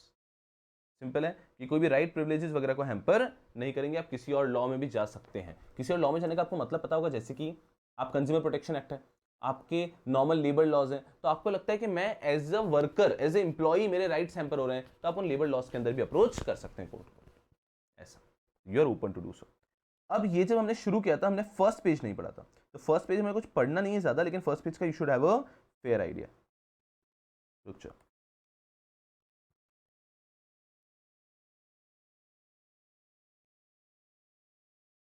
actually the securities law part B lecture was already recorded once, but then the recording could not be saved and then the entire clip got corrupted, ऐसा हो गया था। तो इस कारण से I'm recording this for the second time। तो कुछ जगह आपको मार्किंग पहले से मिलेगी, तो I'll try and rub it up, because वो पूरा लेक्चर एक बार रिकॉर्ड कर दिया था, but then the recording got corrupted। हो जाता है कभी कभी, जाने दो यार, लड़ते रहेंगे। फिर हमने स्टार्टिंग में हमने कुछ इन्फॉर्मेशन छोड़ दी थी, डेफिनेशंस, जैसे कि इन्फॉर्मेंट है। तो इन्फॉर्मेंट कौन होता है? Informant refers to any individual जो कि वॉलंटरली सबमिट करता है सेबी को वॉलंटरी इन्फॉर्मेशन डिस्क्लोजर फॉर्म। हमने पहले ही पढ़ लिया है कि कोई भी इंडिविजुअल जो वॉलंटरी इन्फॉर्मेशन फॉर्म देता है, वॉलंटरी इन्फॉर्मेशन डिस्क्लोजर फॉर्म देता है, that person informant disclosing all any alleged violation of insider trading which has occurred, is occurring or has a reasonable believe that it is about to occur. जो हो चुका है, हो रहा है या होने वाला है, ऐसे किसी भी इनसाइडर ट्रेडिंग वायलेशन के बारे में हम अगर देते हैं क्या voluntary information disclosure form, then I am a informant. फिर आता है irrelevant, vexatious and frivolous information, कि कोई भी व्यक्ति अगर देता है इररिलेवेंट मतलब अरे जो कि वायलेशन ही नहीं है, कोई व्यक्ति अगर इररिलेवेंट इंफॉर्मेशन देता है तो उस पर से भी एक्शन नहीं लेगा। वेक्सेशियस आपको पता है क्या होता है? मैलिशियस प्रोसिक्यूशन, मतलब क्या? वो देखा होगा अपने टीवी में, निका निका निका निका, अरे देखो ना टीवी में एक लेडी आती थी, निका ऐसे करके 3 बार दिखाते थे, कोमलिका, अरे हाँ बिल्कुल आप उससे जानते हैं। अरे क्या आप कोई भी चीज कर रहे हैं for the objective, for the purpose of malicious vexatious gain के लिए, आप चाहते हैं कि सामने वाले का नुकसान हो, बस आप उससे बदला रिवेंज लेना चाह रहे हैं, आप किसी भी तरह चाहते हैं बस सामने वाले का नुकसान हो, that is known as a malicious prosecution. तो अगर कभी आपको इनसाइडर ट्रेडिंग इन्फॉर्मेशन सभी को दे रहे हैं, इसलिए नहीं कि एक्चुअली इनसाइडर ट्रेडिंग हुई थी, आप उस व्यक्ति के साथ बुरा चाहते हैं कि वो व्यक्ति फंस जाए किसी केस में, तो उसे कहा जाता है वेक्सेशियस एप्लीकेशन, मैलिशियस प्रोसिक्यूशन, कि मेरा कुछ मैं चाहता हूं उसका बुरा हो, इसके लिए मैंने दिया है। या फिर फ्रिवलस है, is rendered intentionally in an effort to waste the time and resource of the SEBI. तो अगर आपने इन तीनों केसेस के अंदर एप्लीकेशन दिया है तो वो सेबी उस पर काम नहीं करेगा। इन तीनों केसेस का मतलब क्या हो गया कि आपने ऐसा कोई भी इंफॉर्मेशन दिया which does not constitute violation of insider trading laws, मतलब इररिलेवेंट है, which is rendered solely for the purpose of malicious prosecution, vexatious है, और या फिर last is rendered intentionally in an effort to waste the time and resources of the SEBI के समय आपने waste करने के लिए किया है, तो वो फ्रिवलस है। क्लियर है हम लोग? तो ये सारी एप्लीकेशन एक्सेप्ट नहीं होगी। मॉनेटरी सैंक्शन आपको नहीं रीड करना है। Original information, last part of the scheme, original information, कि आपने जो इंफॉर्मेशन दी है वो ओरिजिनल होनी चाहिए। इसको भी स्टार मार्क कर रहे हैं, इसके अंदर 2 पार्ट को स्टार मार्क कर रहा है, तो मुझे लगता है क्वेश्चन अगर आता है तो इन दोनों में से किसी पे आएगा। ओरिजिनल इंफॉर्मेशन क्या होता है, सुनना ध्यान से।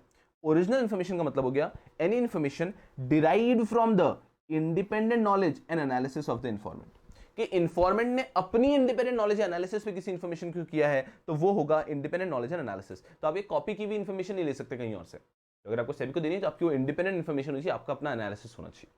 नेक्स्ट, जो आप इन्फॉर्मेशन सेबी को दे रहे हो वो सेबी को पहले से पता नहीं होनी चाहिए, not known to SEBI from any other source. कि भाई साहब आप जो बताने गए आपने बताया सभी अरे वहां पे ऐसा ऐसा हो रहा है, सभी बोले पता है मेरे को तो पता है, तो अगर सभी को उस बारे में पहले से पता है तो वो भी आपकी ओरिजिनल इन्फॉर्मेशन नहीं होगी। नेक्स्ट सुनना, is sufficiently specific, credible and timely to comments and information. Focus करना अच्छे से, आपकी इंफॉर्मेशन जो है ना वो कैसी होनी चाहिए, आपकी इंफॉर्मेशन कैसी होनी चाहिए, इनफ होनी चाहिए to comments and examination inquiry, कि आपकी इंफॉर्मेशन कैसी होनी चाहिए। सुनो, पहले पॉइंट ने क्या कहा कि आपकी इंफॉर्मेशन खुद के इंडिपेंडेंट नॉलेज एनालिसिस से डिराइव होनी चाहिए। दूसरे पॉइंट ने कहा कि आपकी नॉलेज पहले से, ओरिजिनल इंफॉर्मेशन, आपकी इंफॉर्मेशन पहले से सभी को पता नहीं होनी चाहिए। अब तीसरा पॉइंट क्या कह रहा है, सुनना ध्यान से, आपकी इंफॉर्मेशन इतनी स्ट्रांग होनी चाहिए कि उसके बेस पे सेबी अपनी कोई इंक्वायरी इन्वेस्टिगेशन स्टार्ट कर सके, तो आपको रिवॉर्ड मिलेगा। तो ओरिजिनल इंफॉर्मेशन हमारे काम की है कि आपकी इंफॉर्मेशन के बेस पे सेबी किसी के अगेंस्ट इंक्वायरी इन्वेस्टिगेशन स्टार्ट कर पाया, या फिर आपकी इंफॉर्मेशन की वजह से किसी के अगेंस्ट चलती हुई एग्जिस्टिंग इंक्वायरी इन्वेस्टिगेशन में हेल्प हो गई, कि किसी के अगेंस्ट ऑलरेडी इनसाइडर ट्रेडिंग की इंक्वायरी चल रही थी और आपने इंफॉर्मेशन दिया, उससे प्रूव हो गया कि उसने इनसाइडर ट्रेडिंग किया था, तो भी आपकी इंफॉर्मेशन को ओरिजिनल मांगा जाएगा। या फिर आपकी इंफॉर्मेशन की वजह से किसी इन्वेस्टिगेशन को रीओपन किया जा रहा है, तो भी आपकी इंफॉर्मेशन को रेलेवेंट माना जाएगा। सुना ध्यान से, आपकी इंफॉर्मेशन की वजह से कोई किसी के अगेंस्ट इन्वेस्टिगेशन इंक्वायरी स्टार्ट की जा रही है, तो आपकी इंफॉर्मेशन काम की हुई। आपकी इंफॉर्मेशन से किसी एग्जिस्टिंग इंक्वायरी में हेल्प हुई, आपकी इंफॉर्मेशन काम की हुई। और आपकी इंफॉर्मेशन की वजह से मान लीजिए कोई पुरानी इंक्वायरी थी वो रीओपन भी हुई, तो भी आपकी इंफॉर्मेशन रेलेवेंट हुई। फोर्थ पॉइंट क्या है, किसी व्यक्ति के अगेंस्ट किसी और प्रोविजन के मिसकंडक्ट चल रहे थे और आपने कोई इंफॉर्मेशन दी और पता चला रहे थे तो इनसाइडर ट्रेडिंग भी किया है, तो भी आपकी इंफॉर्मेशन रेलेवेंट हुई। Inquire into a different conduct as a part of an ongoing examination or investigation or inquiry or audit directed by SEBI, कि आपने किसी के अगेंस्ट को इंफॉर्मेशन दी, उसकी वजह से उसके नए मिसकंडक्ट पता चले, तो भी आपकी इंफॉर्मेशन रेलेवेंट हुई। तो इन चारों में अगर कहीं भी कवर हो गई तो आपकी इंफॉर्मेशन रेलेवेंट मानी जाएगी। The last one is not exclusively derive from any allegation made in a judicial or administrative hearing, कि आपने कोई ऐसी इंफॉर्मेशन नहीं यूज कर सकते जो कि ऑलरेडी कहीं जुडिशियल हियरिंग, एडमिनिस्ट्रेटिव हियरिंग या प्रेस रिलीज या न्यूज में कहीं पे आपने सुनी है और उसको ले जाके आप दे रहे हो कि देखो देखो इसने ये किया। तो कोई इंफॉर्मेशन जो पहले से जुडिशियल प्रोसीडिंग, किसी भी एडमिनिस्ट्रेटिव प्रोसीडिंग या न्यूज प्रेस कहीं पे आ चुके तो वो भी आपकी ओरिजिनल इंफॉर्मेशन नहीं हुई। Are you clear? ये स्कीम खत्म होता है, स्कीम में 2 जगह पे स्टार मार्क कराया मैंने आपको, वो 2 जगह आपको बहुत अच्छे से पढ़ना मैंडेटरी। अगर मैं देखता हूं कि हम लोग कहां तक पहुंचे, फोकस करेंगे अच्छे से। आज हमने लेक्चर सबसे इंपॉर्टेंट डायरेक्ट एक्विजिशन पहले क्लियर किया, फिर submission of draft letter of offer देखा, फिर ये थोड़ा सा बहुत ज्यादा कुछ कंटेंट था उसको हमने हमारे तरीके से पढ़ा, informant, incentive and reward. And now what are we left with, just these 4 small topics. अब कुछ भी बचा नहीं है खास। Matters not considered as complaint in SCORES, complaints against which type of companies can not be dealt on SCORES, categories of FPI, characteristics of bond. कुछ भी नहीं है, खत्म हो जाएगा ऐसे। Are you getting a fair idea? Without wasting any time, let's hit matters not considered as complaint in scores. आ जाते हैं पेज नंबर 20 पे।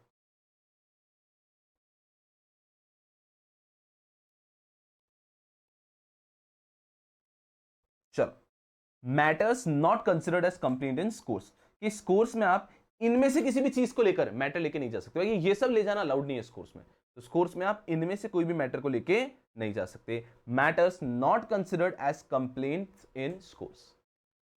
क्लियर है हम लोग कि इनमें से कोई भी केस लेके आप स्कोर क्या है आप सबको पता है, सेबी का कंप्लेंट रिड्रेसल मैकेनिज्म है, जहां पे कोई भी इन्वेस्टर चाहे तो कंप्लेन कर सकता है कि देखो इस इंटरमीडिएट ने मेरे साथ किया, इस कंपनी ने मेरे साथ किया, इस लिस्टेड कंपनी, स्टॉक एक्सचेंज ने मेरे साथ ये किया। किसी के भी अगेंस्ट अगर एक इन्वेस्टर को कुछ प्रॉब्लम है तो वो स्कोर्स में कंप्लेन फाइल कर सकता है, तो उसके लिए। लेकिन क्या क्या चीजें आप स्कोर में फाइल नहीं कर सकते? पहला, complaint not pertaining to investment. भाई साहब अगर कोई कंप्लेंट है जो इन्वेस्टमेंट से रिलेटेड नहीं है तो उसका स्कोर्स में कोई काम नहीं है, स्कोर्स इन्वेस्टर के लिए है, तो इन्वेस्टर से रिलेटेड नहीं है तो बात खत्म, वो आप कंप्लेंट फाइल नहीं कर सकते। इनोनिमस कंप्लेंट आप फाइल नहीं कर सकते, मतलब आपको अपना नाम, आपको याद होगा मैंने लाइव बैच के अंदर पूरे स्कोर्स का वेबसाइट ओपन करके पूरा दिखाया था कैसे फाइल करते हैं कंप्लेंट। 2 पेज के आपके डिटेल्स भरने होते हैं, पूरे के पूरे 2 पेज के आपके डिटेल्स भरने होते हैं, तो अनोनिमस कंप्लेंट्स अलाउड नहीं है। अनोनिमस मतलब बिना नाम वाम दिए, वो आप नहीं भर सकते, आपको अपनी डिटेल्स देना अनिवार्य है। लेकिन अगर विसिल ब्लोअर कंप्लेंट है तो ऑफकोर्स अनोनिमस होगा ना, विसिल ब्लोअर का नाम थोड़ी बताया जाएगा, ये ऑब्वियसली चीज है एक्सेप्शन, बाकी नॉर्मली अनोनिमस कंप्लेंट अलाउड नहीं है। इनकम्प्लीट और अनस्पेसिफिक कंप्लेंट, अगर आपकी कंप्लेंट इनकम्प्लीट है तो वो भी सेबी स्कोर्स लेगा ही नहीं, ऑब्वियस है। एलिगेशंस विदाउट सपोर्टिंग डॉक्यूमेंट, याद आ रहा है आपको हमने क्या पढ़ा था, वहां पे हम डॉक्यूमेंट अपलोड कर सकते थे उस इन्फॉर्मेशन के एंड में, और उसमें कुछ लिमिट थी शायद 2 MB की, 2 MB की लिमिट थी कि उतने का पीडीएफ अपलोड कर सकते हैं। तो कोई भी अगर आपके इसमें डॉक्यूमेंट्री प्रूफ है कि आपके साथ में गलत हुआ तो वो भी आपको अपलोड करना है। For example share certificate, share application, कुछ भी अपलोड कर सकते हैं आप। एक और चीज, सजेशन और सीकिंग गाइडेंस एक्सप्लेनेशन भी नहीं कर सकते। अगर आपको किसी लॉ के अंदर कंफ्यूजन है, आपको कहीं भी समझ में नहीं आ रहा कि वायलेशन हुआ है नहीं हुआ है, तो वो भी आप स्कोर्स के पास नहीं जा सकते। उसके अंदर में उसके लिए इनफॉर्मल गाइडेंस स्कीम है ना पूरा का पूरा, तो आप इनफॉर्मल गाइडेंस स्कीम में जाइए, आप स्कोर्स में नहीं जा सकते। अगर आप किसी भी शेयर के ट्रेडिंग प्राइस से सेटिस्फाइड नहीं है, फॉर एग्जांपल अगर आप पीवीआर का शेयर देखोगे पिछले 2 महीने का, तो आपको समझ में आएगा कि बीच में पीवीआर का शेयर एकदम से अनरीजनेबली बढ़ गया था, राइट। और उस टाइम पे गवर्नमेंट ने कुछ एक्शंस लिए थे पीवीआर की कंपनी के ऊपर। एक्शंस मतलब गवर्नमेंट ने पीवीआर के शेयर के ऊपर ऑप्शन ट्रेडिंग कुछ दिनों के लिए बंद कर दी थी, मार्जिन बढ़ा दिया था, ये सारी चीजें कर दी थी, और उस टाइम पे शेयर प्राइस बहुत बढ़ गए। तो ऐसा कहना है लोगों का कि उस टाइम पे प्रमोटर्स ने शेयर में ट्रेड करके उस प्राइस को बढ़ाया था। तो if there is an investor is like I am not satisfied with the share price, तो वो भी स्कोर्स के पास जा नहीं सकता, ये भी कोई बात नहीं है। Non listing of shares of private offer, private offer के शेयर्स अगर आपके लिस्ट नहीं होते तो स्कोर्स यहां पे पिक्चर में नहीं आता, स्कोर लिस्टेड कंपनी के लिए है।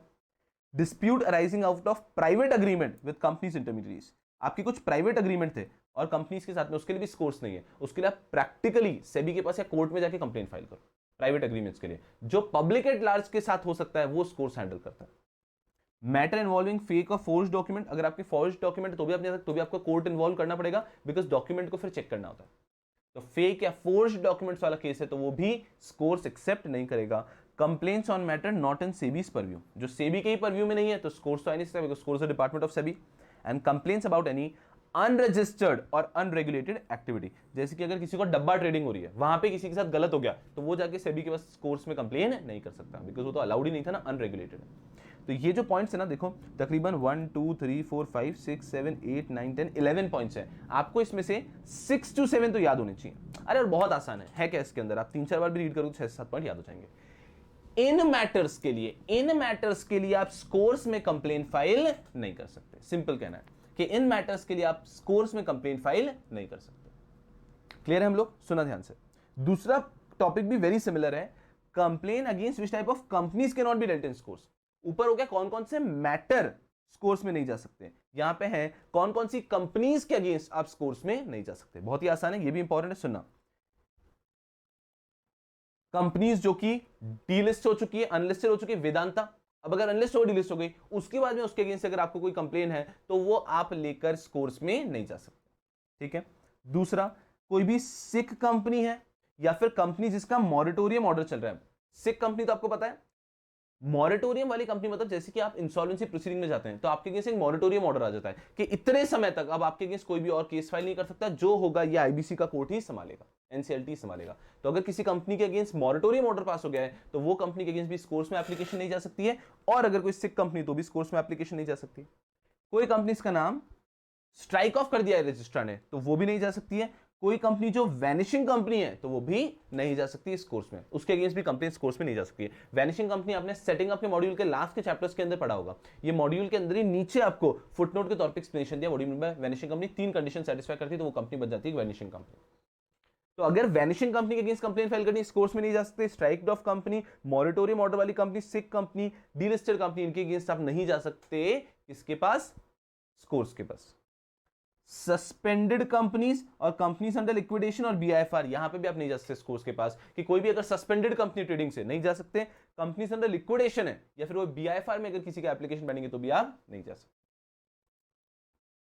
Company complaints that are sub judice, that is relating to cases which are under consideration by any court of law, quasi-judicial proceedings, complaints against companies falling under the purview of any other regulatory body, RBI, IRDAI वगैरह वगैरह, तो भी आप नहीं जा सकते। कहने का मतलब क्या है, कोई ऐसी कंपनी जिसका केस किसी ऑलरेडी अथॉरिटी या कोर्ट के अंदर पेंडिंग है या ट्रिब्यूनल के अंदर पेंडिंग है, तो अगर कोई ऐसी कंपनी जो ऑलरेडी किसी और अथॉरिटी में गवर्न होती है, आरबीआई, आईआरडीए वगैरह वगैरह वगैरह, तो उनके अगेंस्ट भी कंप्लेन लेके आप स्कोर्स में नहीं जा सकते। तो which is regulated and governed by some other authority, या फिर उसका कोई केस चल रहा है किसी कोर्ट में, ट्रिब्यूनल में, तो भी आप उसके अगेंस्ट कंप्लेन लेके इस कोर्स में नहीं जा सकते। तो आई गेस बहुत इजी है और ये याद रखना है बहुत इजी है। तो इन कंपनीज के अगेंस्ट भी आप कोर्स में कंप्लेन लेके नहीं जा सकते। टिंग टिंग टिरिंग, right. With respect to the amendments we just left with 2 more topics. Categories of FPI ये बाकी है, और कैरेक्टरिस्टिक्स ऑफ बॉन्ड। तो characteristics of bond I don't think कि मुझे आपको पढ़ाने की कोई जरूरत है, शर्म आनी चाहिए, ये बस मॉड्यूल में ऐड कर लिया तो मैं यहाँ पे ले आया हूँ। कैटेगरीज ऑफ एफपीआई अच्छा अमेंडमेंट है, 4 मार्क अमेंडमेंट है अगेन, बट पहले आप ये रीड करो, इसको क्लियर करते हैं ताकि कैटेगरी ऑफ एफपीआई उस पर फोकस करेंगे, and that is going to be the last amendment. ये 2 लास्ट है, इसको एक बार आप रीड करो, ठीक है, मैं एक्सप्लेन कर दूंगा इसके बाद भी, बट कुछ दम की बात नहीं है इसको, just read it once.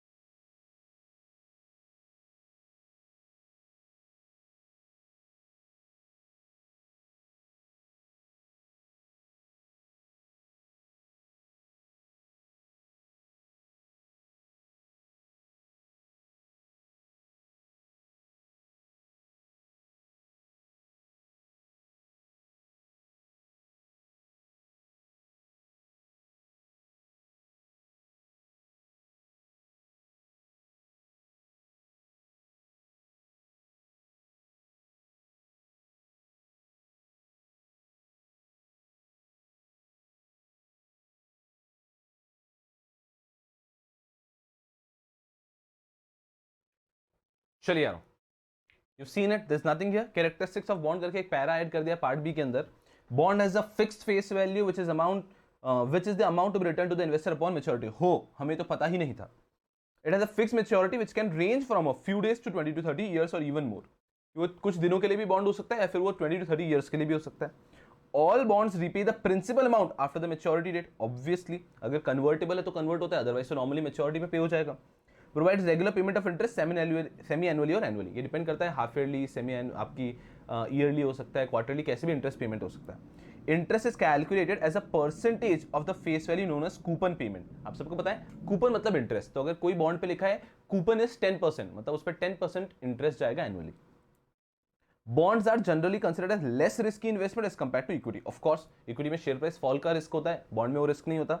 It helps to diversify and grow investors money. Of course कि आपका डाइवर्सिफिकेशन मिलता है कि आपने सारा इक्विटी में डाला है, थोड़ा बॉन्ड में डाल दो तो रिस्क फ्री हो जाता है। आई डोंट थिंक कि किसी भी स्टूडेंट को मुझे पढ़ाने की जरूरत होनी चाहिए थी। Last topic of the day is categories of FPI. Focus करना अच्छे से।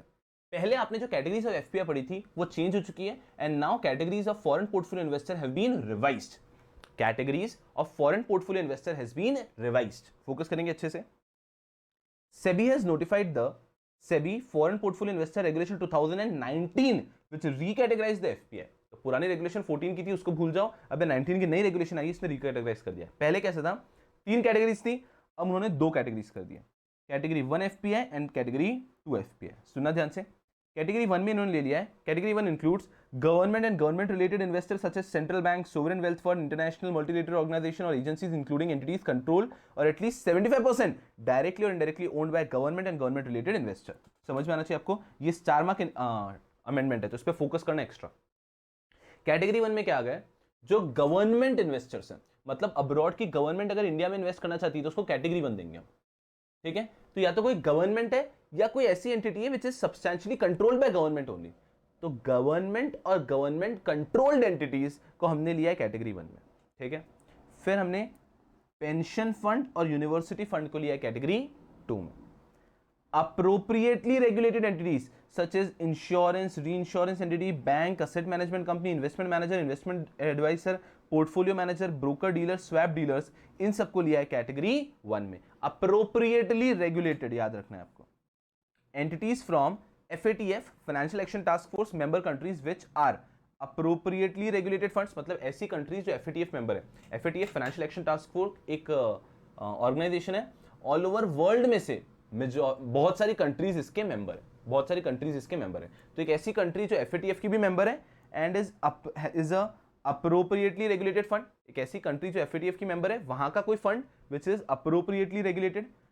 Unregulated funds whose investment manager is appropriately regulated, कि भाई भले ही फंड अनरजिस्टर्ड है लेकिन उसका इन्वेस्टमेंट मैनेजर रजिस्टर्ड है and registered as a category 1 foreign portfolio investor.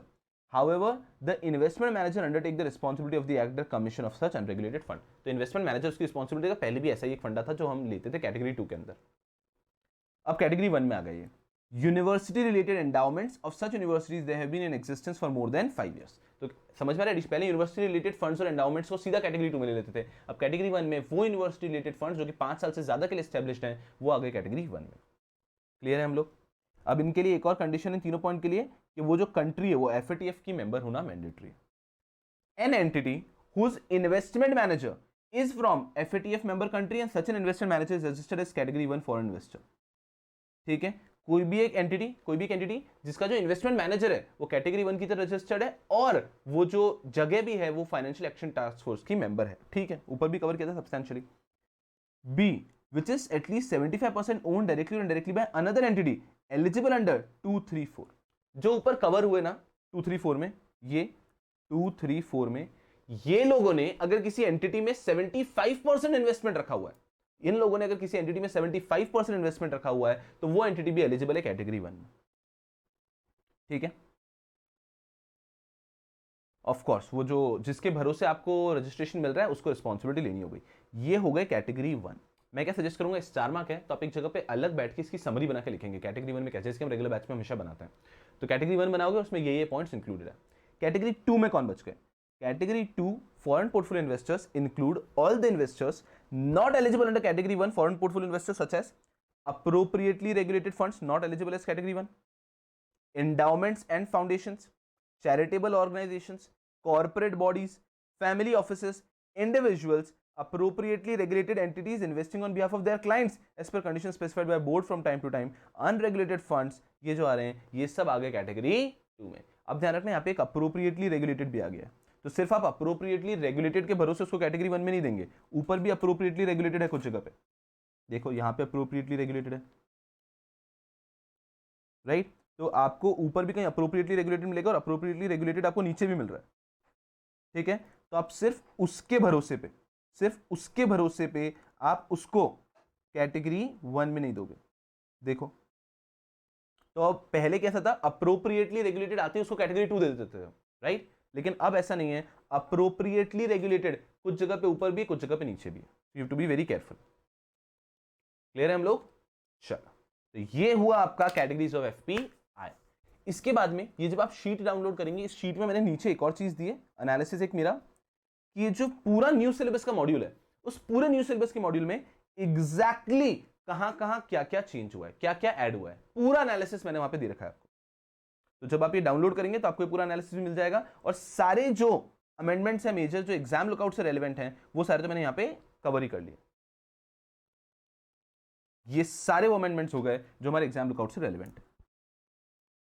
ठीक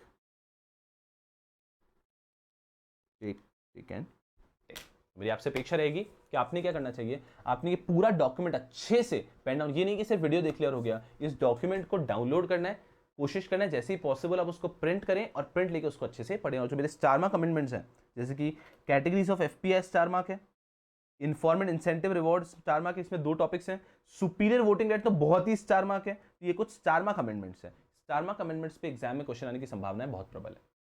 क्लियर है? तो इन चीजों का ध्यान रखेंगे। And this will be all from my and, and I'm desperately waiting when the regular class is going to start, because I believe it's very difficult, as I always say, it's very difficult कि आप लोग सामने नहीं है और आप लोगों को पढ़ाना, बिकॉज जब आप हम सामने बच्चों को देखते ना तब उससे मतलब I believe that's what brings a teacher out of me. So teaching a camera is not going to run for a longer time period, I am just doing this for a few things which are very required, जो चीज़ें बहुत required है मैं करने की कोशिश कर रहा हूँ, but I am desperately waiting for the time कि कब रेगुलर बैचेस स्टार्ट होंगे, because I don't think this can work for a long time. I am just waiting कि कब रेगुलर बैचेस स्टार्ट होंगे, and thereafter I'm going to kill it again. Okay, all the best people, just work hard for your examination. Tada.